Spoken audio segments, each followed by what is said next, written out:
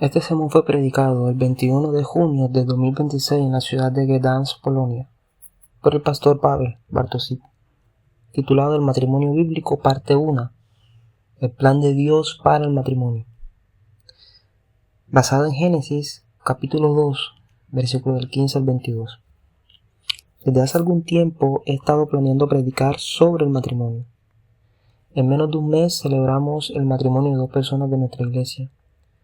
Creo que esta es una buena oportunidad para mencionarlo ahora, y es imposible hablar adecuadamente sobre la comprensión bíblica del matrimonio sin comenzar con el libro de Génesis.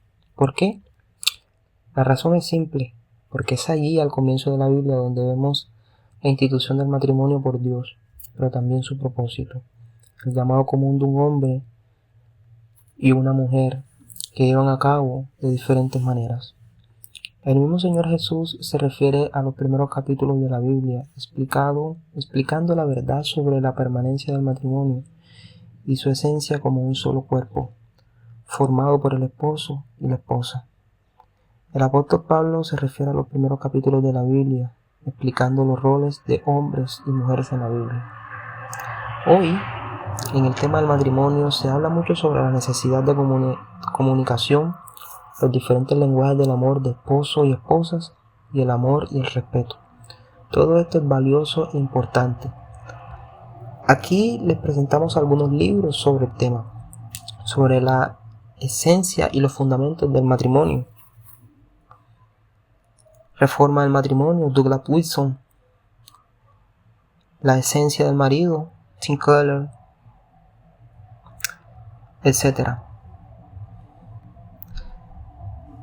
También hay un libro muy importante que son los 5 lenguajes del amor, de Gary Chapman, y también el libro Amor y Respeto, de Emerson. En los próximos 2 sermones analizaremos el plan y propósito general de Dios para el matrimonio, por qué fue creado el hombre, por qué la mujer y cuál es la receta de Dios para un matrimonio feliz. Ahora vayamos a Génesis capítulo 2, versículo del 15 al 22. Entonces el Señor Dios tomó al hombre y lo puso en el jardín del Edén para que lo cultivara y lo cuidara. El Señor Dios le dio este mandato: puedes comer de todo árbol del jardín, pero no debes comer del árbol del conocimiento del bien y del mal, porque el día que comas de él ciertamente morirás. Luego el Señor Dios dijo: no es bueno que el hombre esté solo, le haré una ayuda idónea. Entonces el Señor Dios formó de la tierra a todos los animales del campo y a todas las aves del cielo, y los trajo al hombre para ver cómo los llamaría. Todo ser viviente tenía un nombre, el que el hombre quiso ponerle. El hombre puso nombre a todo el ganado, a las aves del cielo y a todos los animales del campo, pero no se halló para él una ayuda idónea. Entonces el Señor Dios hizo que el hombre cayera en un sueño profundo y se durmió. Entonces tomó una de sus costillas y cerró la herida con carne. El Señor Dios formó a la mujer de la costilla que había tomado del hombre y lo trajo a él. Los 2 primeros capítulos de la Biblia, por supuesto, describen los comienzos del mundo y de la humanidad. Y una observación muy importante: vemos que la creación del matrimonio forma parte de esta historia. El matrimonio no aparece más tarde, después de varios siglos de existencia humana, ni como respuesta de Dios al pecado, ni como un contrato social de las primeras comunidades humanas. Desde el principio de la creación de la humanidad, el matrimonio ha sido parte del propósito de Dios para la humanidad en el mundo. Por lo tanto, en el 6º día, Dios no solo creó a los primeros seres humanos, sino que también creó la institución del matrimonio. Así, la Biblia comienza con una boda, la de Adán y Eva. Termina con la boda del libro del Génesis, del Apocalipsis, la de Cristo y la Iglesia. La Biblia es, por tanto, una historia de amor, una historia del amor de Dios por la humanidad, de la cual el matrimonio es una imagen y un símbolo. Por lo tanto, como dijo Martín Lutero, no hay institución a la que Satanás se oponga más que al matrimonio. Pero cabe destacar que la creación del matrimonio por parte de Dios está estrechamente ligada a su propósito para el mundo y la humanidad, y ese propósito era cultivar y proteger el jardín y transformar el mundo, convirtiéndolo en un lugar más seguro y hermoso para la gloria de Dios. Podríamos decir adorar y trabajar. Comencemos por esto, para situar la enseñanza bíblica sobre el matrimonio en un contexto más amplio. Así podemos comprender por qué fue creado, cómo construir una relación feliz con un esposo y una esposa. Inmediatamente después de la creación, el mundo en su forma original era un lugar incontaminado por el pecado, pero no era un lugar desarrollado ni maduro. El mundo era como un bebé. Un bebé es plenamente humano, pero es un niño que necesita crianza, cuidado, crecimiento y madurez. Y esta fue la tarea de Adán en el jardín. Entonces el Señor Dios tomó al hombre y lo puso en el jardín del Edén para que lo cultivara y lo cuidara. Las palabras cultivar y cuidar son las que Dios usa más adelante en la Biblia para describir las funciones de los sacerdotes en el tabernáculo y posteriormente en el templo. ¿Por qué? Porque la construcción del templo, su diseño, reflejaba aquella creación original cuando el hombre vivía en comunión con Dios. Había 3 lugares: el atrio, donde podían permanecer todos los fieles; el lugar santo, al que entraban los sacerdotes; y el lugar santísimo, donde se encontraba el arca de la alianza, y al que solo el sumo sacerdote podía entrar una vez al año. El mundo original era exactamente así. Constaba de 3 partes: la tierra o el mundo entero, cuyo equivalente era el atrio; la tierra del Edén, cuyo equivalente era el lugar santo; y el jardín, ubicado en la tierra del Edén, donde Dios habló con Adán. El jardín del Edén era precisamente el tabernáculo de Dios, un santuario, un lugar en una colina donde Dios se encontraba con Adán y le hablaba. Después Adán debía descender del jardín, el resto de la tierra, para transformarla y someterla. Pero la primera misión de Adán fue cultivar y proteger el jardín, protegerlo de la serpiente, del pecado, de la falsa adoración. Esto significaba que Adán, como sacerdote de Dios en el jardín, estaba llamado a mantener la pureza del culto. Por supuesto, también tenía un llamado, mandato cultural relacionado con el trabajo fuera del jardín, pues debía ir por todo el mundo y someter toda la tierra. Pero su obediencia comenzaba con la obediencia en el jardín. Allí se encontraba con Dios, allí debía honrarlo, y luego, dotado de sabiduría divina, nutrido en el jardín, debía salir a cumplir su llamado en el mundo. Después de que Dios colocara al hombre en el jardín para cultivarlo y cuidarlo, le dijo a Adán que podía comer de todos los árboles del jardín, excepto de uno. Y el Señor Dios le mandó al hombre: puedes comer de todos los árboles del jardín, pero no debes comer del árbol del conocimiento del bien y del mal, porque el día que comas de él ciertamente morirás. Así pues, Dios es un Dios de sí. Él le da al hombre el mundo, el fruto de todos los árboles. No se le permitía comer de un solo árbol. Algunos presentan a Dios como tacaño, como si prohibiera todo, excepto el futuro de un solo árbol. No, solo había un árbol, No. Algunos comentaristas señalan que esta fue una prohibición temporal, porque el conocimiento del bien y del mal no es malo en sí mismo, más bien está relacionado con la sabiduría. Y la sabiduría aún no está disponible en la infancia.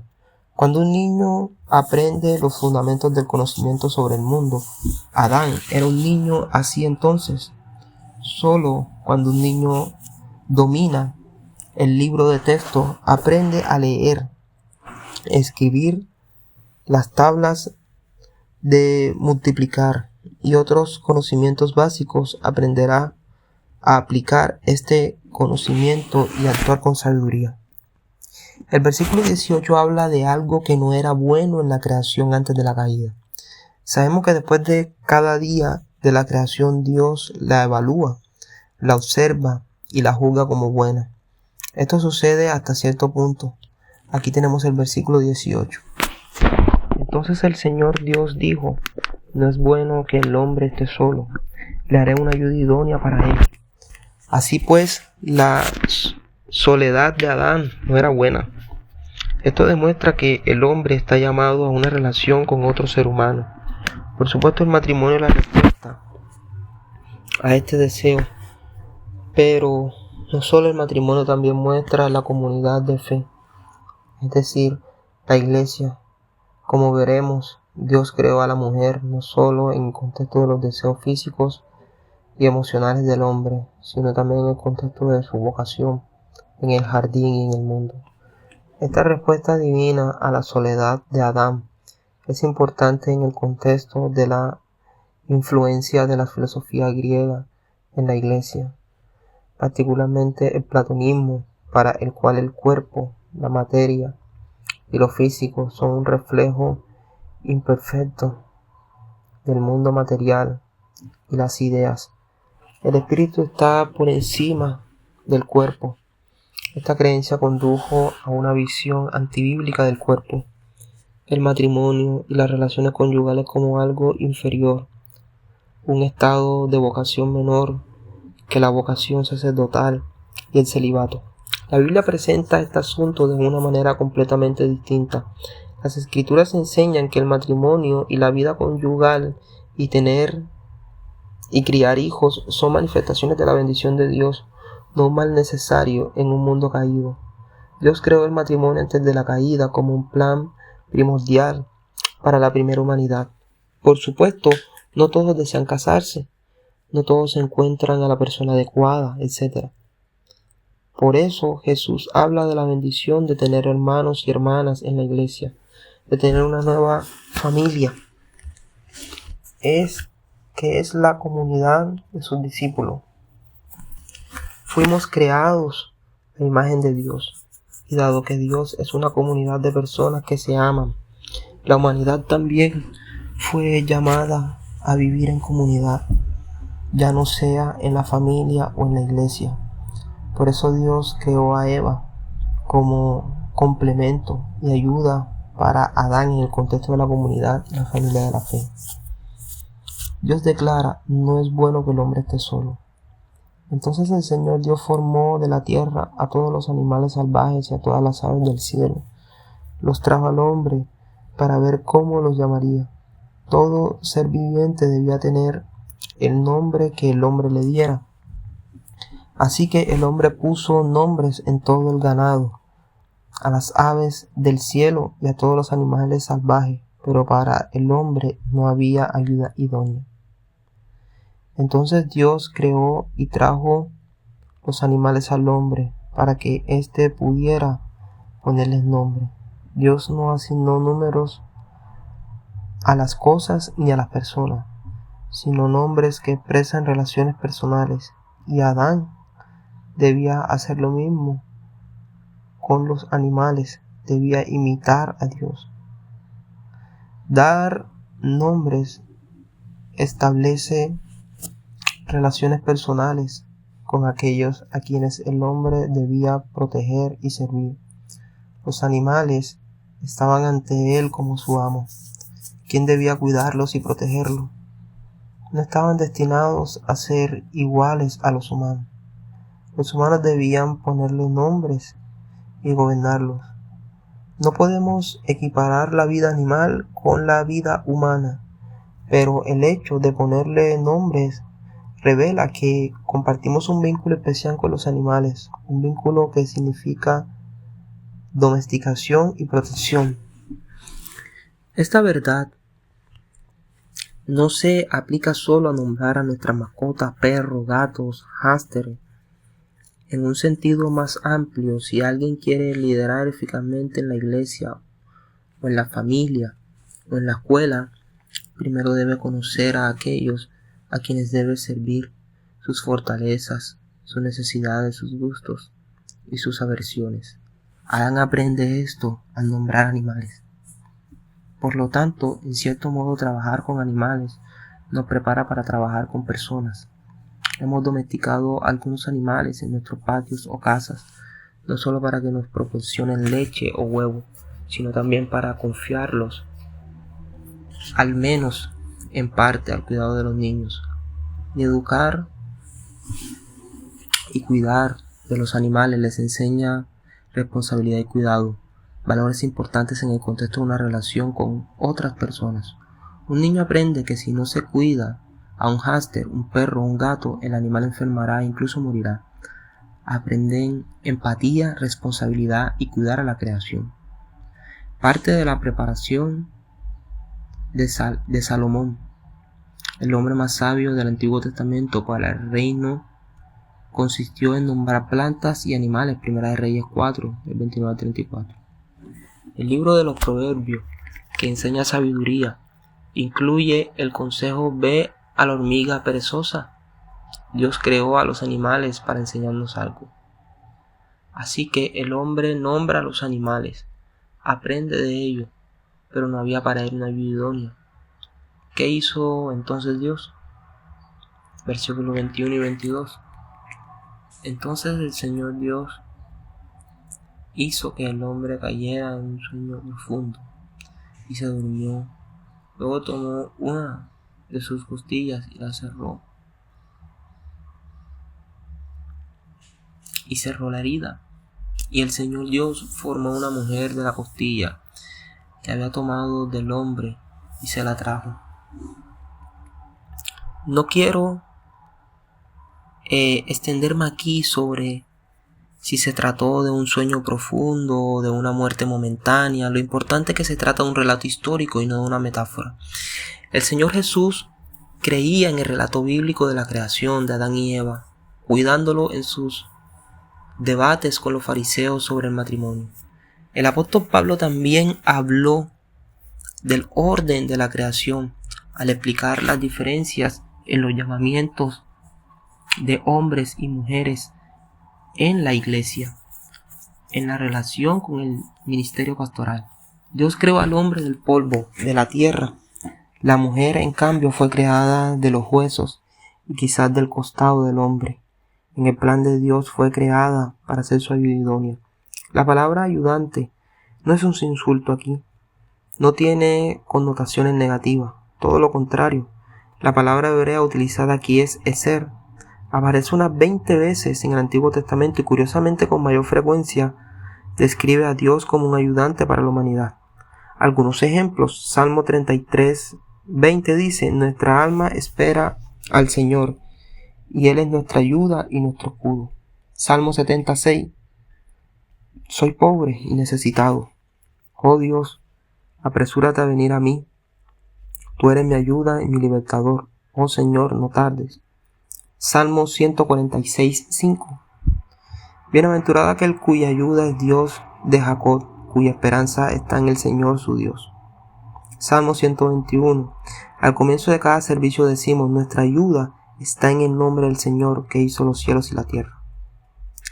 Por lo tanto, en la comprensión bíblica, ayuda no implica inferioridad ni servilismo, sino fortaleza y apoyo. Así, la mujer como ayuda, en cierto sentido, ocupa el lugar de Dios en la vida de Adán. Dios no estará al lado de Adán para chasquear los dedos y obrar un milagro cuando se encuentre en apuros. Adán necesita la ayuda de otro ser humano, una mujer. Pastor Jeff Mayer Al comentar el versículo sobre la creación de la mujer escribió: Esposo, ¿tienes la humildad de admitir que eres importante sin tu esposa? ¿Puedes vivir sin ella? No puedes hacer lo que debes sin ella. Sin ella estás solo. En el fondo, todo hombre casado lo sabe. Su esposa e hijo se van de viaje una semana y él hace planes. Tendré todo el tiempo del mundo para hacer todo lo que no he podido hacer en meses. Pero pronto se queda en silencio. Su esposa se va y él se queda impacientado frente al televisor. No hay nadie en que lo ayude, está paralizado. Y cuando una esposa gravemente enferma y postrada en cama, por mucho tiempo el esposo comprende la ayuda indispensable que ella le brinda. Así, el orden de la creación tiene una importante relevancia teológica para comprender el llamado del esposo y la esposa. Adán fue creado primero. Dios le reveló su llamado y sus tareas. Le ordenó cuidar, cultivar el jardín. También le dijo que no comiera del árbol del conocimiento del bien y del mal. Nótese que cuando Dios le habló de esto a Adán, Eva aún no había sido creada. ¿Cómo iba a saberlo? De Adán, así pues, Adán debía guiar a Eva, pero también proteger a su esposo y cabeza. Adán debía contenerle a Eva lo que había oído de Dios. Y Eva debía dar nombre a estas cosas en su honor. Por lo tanto, en la carta a los Efesios, Pablo llama a los esposos cabezas de las esposas. La cabeza dirige y asume la responsabilidad. La cabeza es un líder, pero no un dictador, y necesita apoyo, un consejero y sabiduría.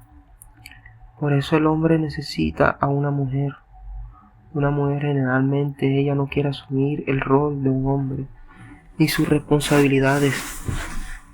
Desea un esposo digno de confianza, que la ame y la guíe. Pero, ¿qué significa en la práctica que el esposo sea la cabeza de la familia o del matrimonio? Es lo mismo que significa que Cristo es la cabeza de la iglesia, pues Pablo presenta esta analogía en el capítulo 5 de Efesios. Esposas, sométanse a sus propios maridos, como al Señor, pues el marido es cabeza de la mujer, así como Cristo es la cabeza de la iglesia, la cual es su cuerpo y salvador. Así como la iglesia está sujeta a Cristo, así también las esposas deben estar sujetas a sus maridos. En todo, maridos, amen a sus esposas, así como Cristo amó a la iglesia y se entregó a sí mismo por ella, para santificarla, purificándola mediante el lavamiento del agua de la palabra, para presentarlas a sí mismo gloriosas, sin mancha, ni arruga, ni cosa semejante, sino santa e inmaculada. De la misma manera, los maridos deben amar a sus esposas como sus propios cuerpos. El que ama a su esposa se ama a sí mismo. ¿Cómo cumple Cristo su llamado como cabeza de la iglesia? Entregándose a sí mismo por ella. Y esto no se aplica solo a morir por la iglesia. Significa una vida caracterizada por el amor sacrificial, el servicio, la dedicación, el compromiso. Significa un servicio sacrificial. Cristo lavó los pies de sus discípulos, se humilló y sirvió, dejándonos un ejemplo de amor sumiso. Cristo proveyó a sus discípulos de alimento, pero también de alimento espiritual para enseñarles la palabra. Por lo tanto, Un esposo bíblico debe mirar a Jesús para ver cómo debe ser su amor por su esposa. Cuando se trata del conocimiento de la palabra de Dios, hermanos, ciertamente no podemos ser minimalistas que dicen: creo en Jesús, estoy salvado y esto me basta. Un esposo debe madurar en sabiduría y conocimiento de la palabra para poder enseñarle la palabra de Dios a su esposa e hijos. Lo mismo aplica a los hombres solteros.